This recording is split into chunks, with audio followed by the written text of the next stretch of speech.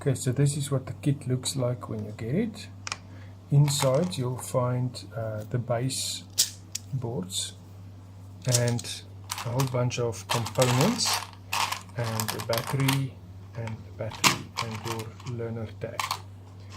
Okay, so this is how you do experiments. You assemble it, and let's build a very simple circuit with the battery.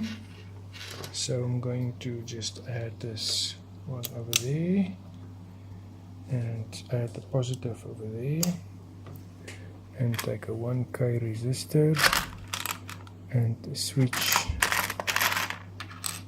an LED. So we'll put this over there,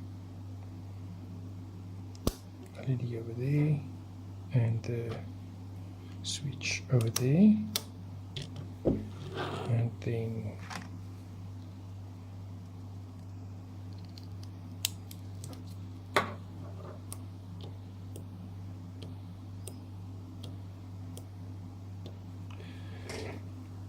okay.